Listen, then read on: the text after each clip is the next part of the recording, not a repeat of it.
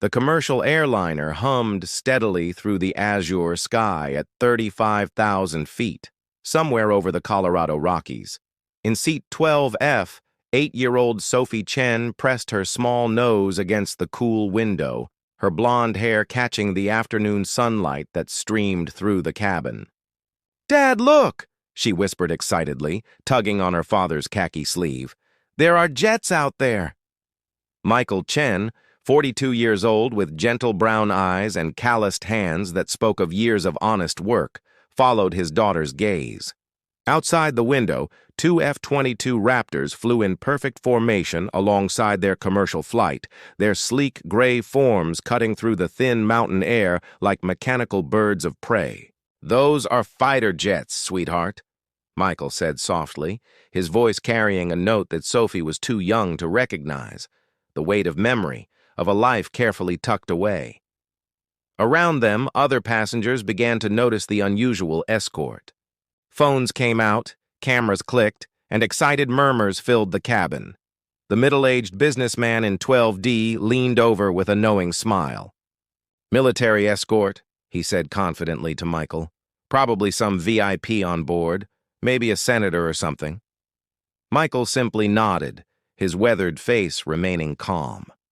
At 42, he'd learned the value of keeping certain truths close to his chest. His current life was simple. Night janitor at Roosevelt Elementary, single father to Sophie, weekend coach for her soccer team. It was a good life, an honest life, even if it meant stretching every dollar and wearing the same 3 work shirts, in rotation. The flight attendant's voice crackled over the intercom. "Ladies and gentlemen, we've been joined by a military escort today. They'll be with us for the remainder of our flight into Denver. Please remain seated and enjoy this rare sight." Sophie's eyes grew wide with wonder. "Why are they flying with us, Dad?" Michael's throat tightened almost imperceptibly. "Sometimes," he said quietly, "they escort flights to make sure everyone stays safe." What he didn't tell his daughter, what no one on that plane could possibly know, was that 20 years ago, Michael Chen had been Captain Michael Midnight Viper Chen, one of the most decorated F-22 pilots in the Air Force. Those same skies had once been his domain, where he'd earned a reputation for precision flying that bordered on the legendary. The lead F-22 pilot, call sign Thunder, was speaking into his radio at that very moment. "Control, this is Thunder 1. We have visual confirmation. Midnight Viper is on board, seat 12F according to the manifest. Requesting permission to execute the salute formation. Permission granted, Thunder 1. Honor Guard formation authorized. In the air traffic control tower hundreds of miles away, Colonel James Harrison, now 58 and graying at the temples, smiled as he listened to the radio chatter. He'd been Michael's commanding officer all those years ago, had watched a young pilot grow into one of the finest aviators he'd ever known. Back on the plane, the businessman in 12D was getting more animated. "You know," he said loudly enough for several rows to hear, "I bet it's that tech billionaire up in first class. Guy like that probably has government contracts." A woman across the aisle shook her head. "My money's on the judge in 8A, federal. Judges get security details sometimes." Sophie giggled at all the speculation, but Michael felt a familiar tightness in his chest.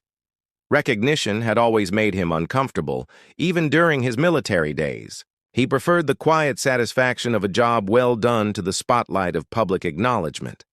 Outside the window, the F-22s began a slow, graceful maneuver that Michael recognized immediately, the missing man formation, a tribute of respect, typically reserved for fallen comrades or retiring officers. His heart caught in his throat.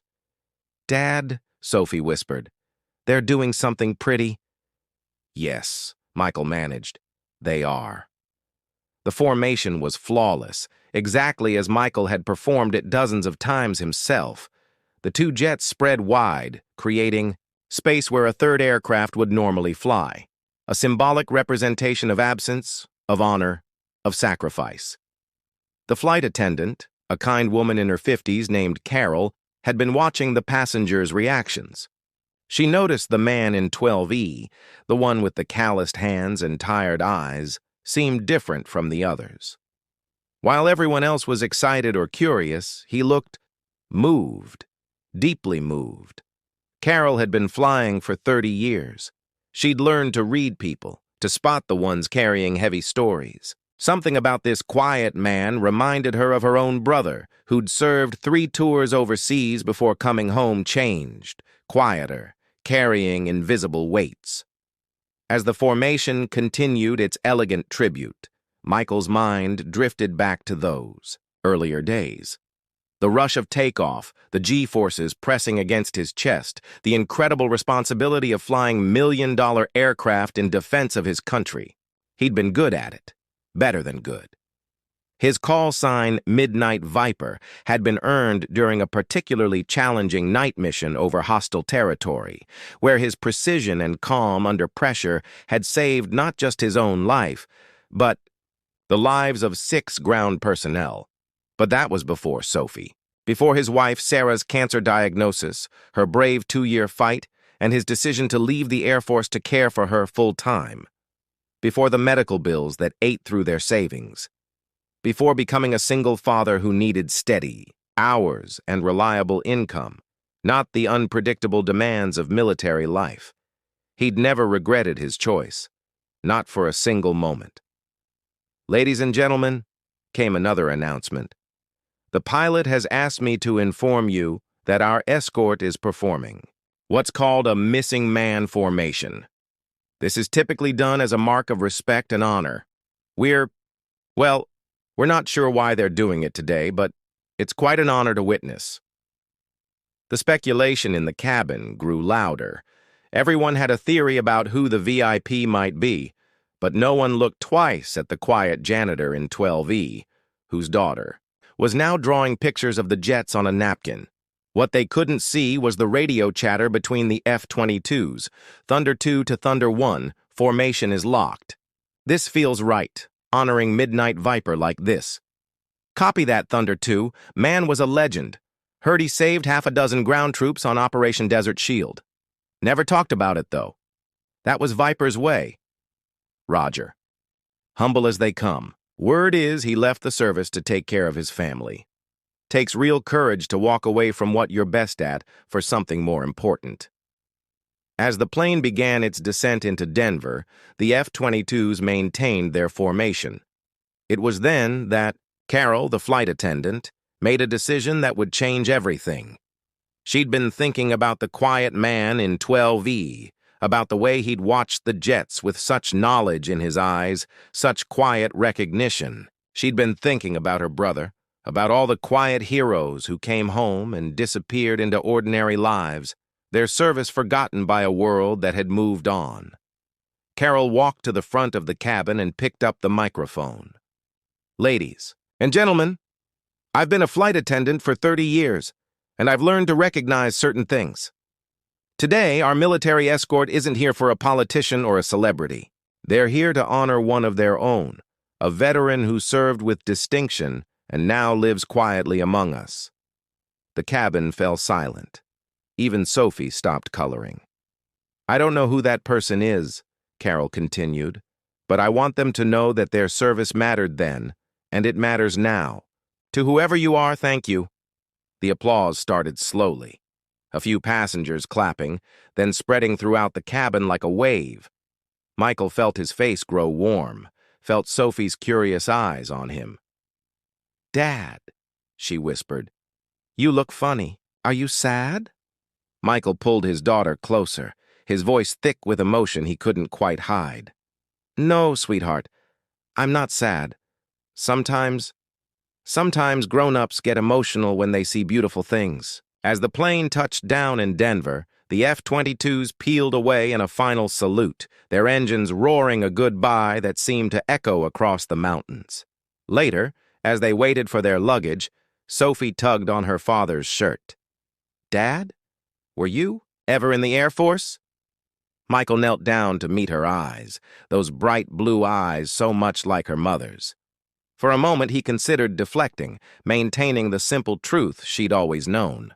But looking at her, this beautiful, curious girl who would one day need to understand that heroes come in all forms, he made a different choice. Yes, Sophie, a long time ago before you were born, I was a pilot.